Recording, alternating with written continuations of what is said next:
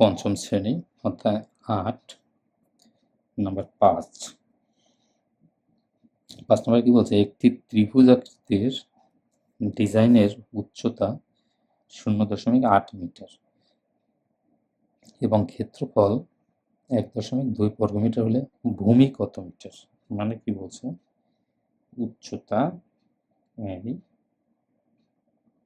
একটা ত্রিভুজ আকৃতির উচ্চতা দেওয়া আছে,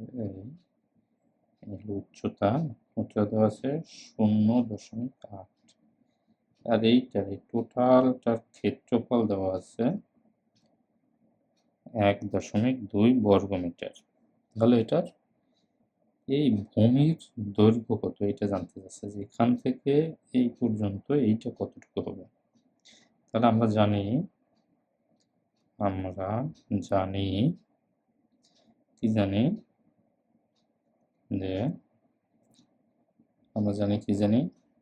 ক্ষেত্রফল সমান সমান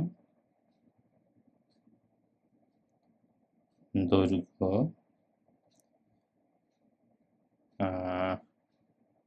দৈর্ঘ্য বলা যায় নাকি ভূমি গুণ উচ্চতা ভাগ 2। তাহলে বা ক্ষেত্রফল দেওয়া আছে কত, 1.2। ভূমি আমরা জানি না, উচ্চতা দেওয়া আছে, তাহলে ভূমি গুণ 0.8 ভাগ 2।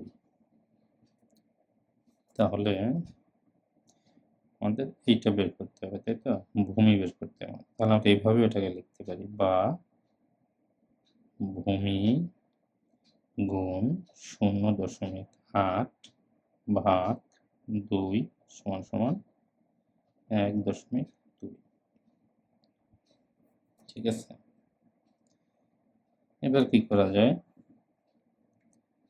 এটা এখানে ভাগে আছে, তাহলে এটা বা ভূমি গুণ 0.8 ভাগ আছে, গুণ হয়ে যাবে, তাহলে হবে সমান সমান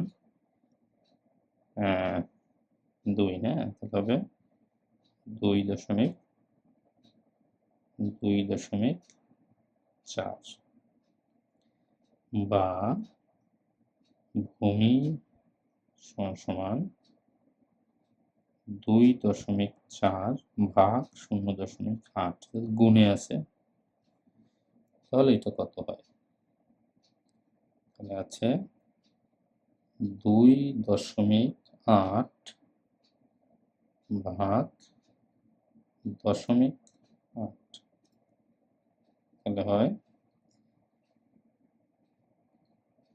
2.4, সরি 2.4 ভাগ 0.8, তাহলে উত্তর হয় 3।